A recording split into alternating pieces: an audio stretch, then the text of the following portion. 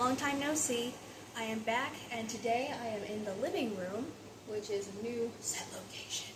I've got some canned goods in the background. I canned a bunch of stuff within last year and this year. Let's get down to the actual business and purpose of this video. I am going to do a little what's in my bag type feature here. Even though nobody really knows who I am, nobody knows who I am, and nobody cares what is in my bag, but that is okay. Today I am throwing it back, so to speak. I've been trying very much so, I don't know if I mentioned it in my past video, to go back to my roots, to all the things that were important to me. When I was a teenager, I moved from one place to another. Granted, it was across the county that I moved, but it was quite a big upheaval, and then everything kind of changed after I moved. And with that move, I feel as if I lost a lot of the key components of what that self was. And after another event happened earlier this year, I realized I need to get back to who that person was. Granted, more fine-tuning, because you can't be exactly who you were when you were 10, 13, 14, 15, 16, whatever. But I really liked that person, and I want to bring more of her out into my own life. Just older, closer to 30, every day.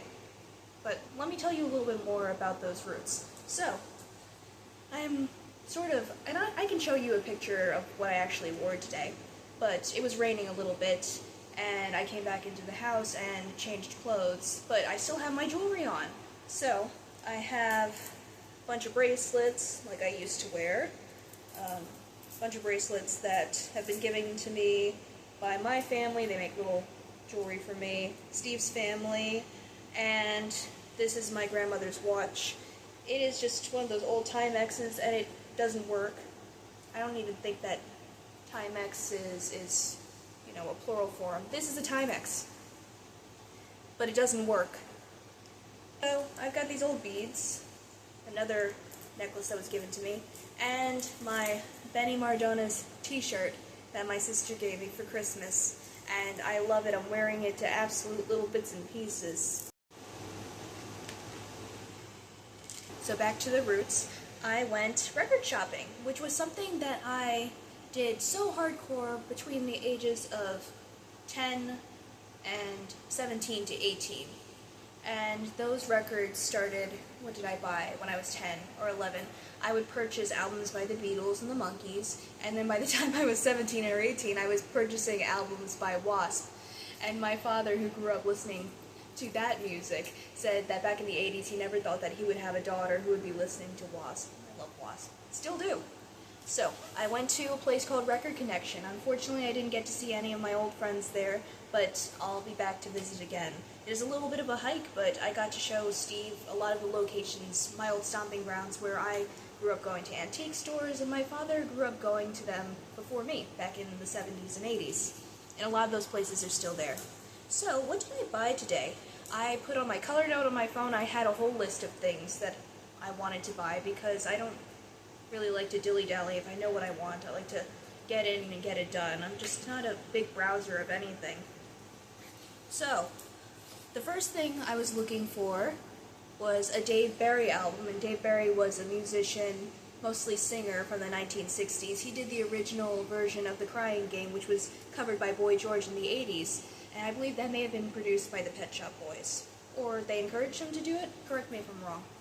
So, unfortunately, I couldn't find any Dave Barry albums, which didn't surprise me, because he's more of a UK artist, and I'm not sure if his work really crossed the pond, so to speak, and became popular.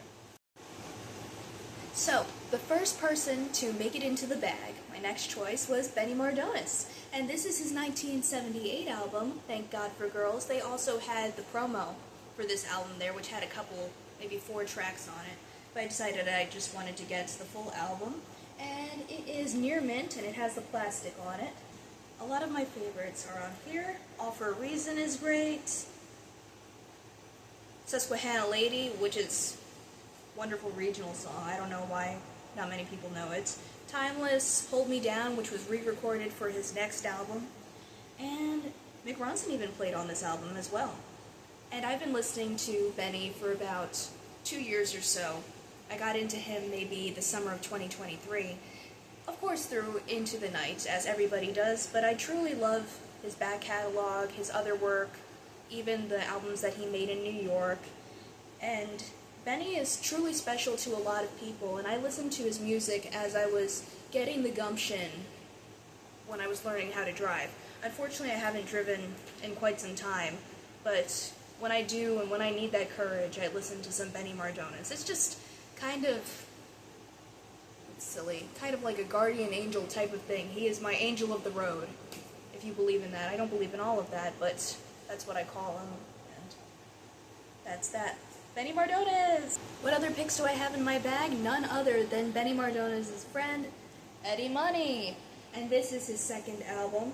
This is from 1978 as well, and this album is absolutely fabulous. When I was a kid, I never expected that I would be an Eddie Money fan, but through Benny Mardones, I became an Eddie Money fan, and there are a lot of excellent tracks on here. My favorite one would be Life for the Taking, which is the title of the album. Can't Keep a Good Man Down is really good. Give Me Some Water, that one's fun to drive to. This is the back cover. This is such a great picture. There's so much sass, so much attitude. Jeez. Pick number 3, one of the greatest songwriters in my opinion, Neil Sedaka. And this is his album from the 70s, Solitaire. I've been a Neil Sedaka fan for a very long time. I've been listening to Sedaka ever since I was a teenager, along with my sister, and she also covered Calendar Girl on her YouTube channel, Darien Dill. That's her name, D-A-R-I-E-N. And I really appreciate that singer-songwriter stuff that he was putting out in the 70s. And this came from 1972. Naturally, we have Solitaire, which was a large hit that he had written for a lot of people. And I love his version best because it has so much emotion. And also, I love the song Dimbo Man on here, D-I-M-B-O. And it's just so much fun. I remember going to Atlantic City last year with Steve listening to that song. It's just such a great vacation song in my opinion. Nothing to do with vacation, but it's just a lot of fun. And he has a song written for his wife on here as well, Anywhere You're Gonna Be, which I think is wonderful.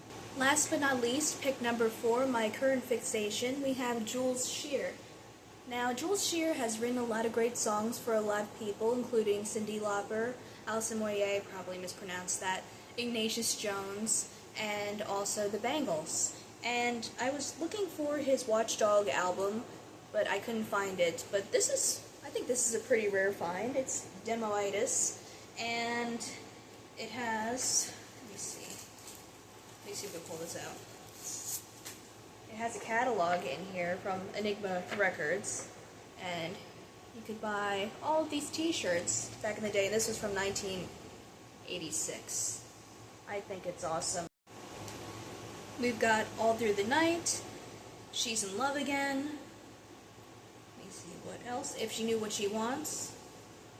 Great songs. And I can't wait to dig into this because these are the true originals, his demos. I think it's such a unique thing. I had no idea that demo albums were being put out in the vinyl era. I just thought it was such more of a 2000s thing. You know, we have the demos, they're on CD, they're remastered. But this is such a unique idea. I enjoy his music. I'm connecting with it truly right now in this stage of my life. I hope that I can find Watchdog out in the wild, some of his other albums. The way that these albums smell from the record store is just, you can't mistake it. I wish that there was a candle that truly smelled the way that my favorite record store, Record Connection, smells. Just another odd tidbit. So, what are you listening to right now? I would love to hear all about it. I'm always into finding new music. Sometimes going down a rabbit hole of new music can be exhausting for me. I think to myself, oh gosh, here I go again, listening to new music, and now everybody else has to hear about it, and I'm going to be listening to it over and over and over again until it gets out of my system and then goes into the recesses of my mind, and then I dig it up again in the next couple of years, or I listen to it consistently. That's something that happens. You really should be listening to Jules share right now. And if you aren't, what's wrong with you? You want pickles? I got pickles, I got apples. Just let me know.